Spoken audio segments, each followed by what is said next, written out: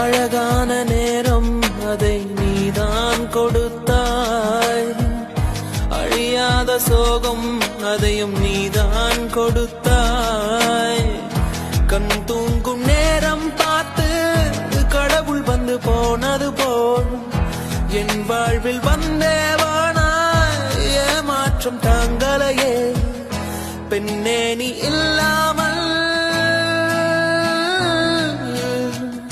பூலோகம் இருட்டிடு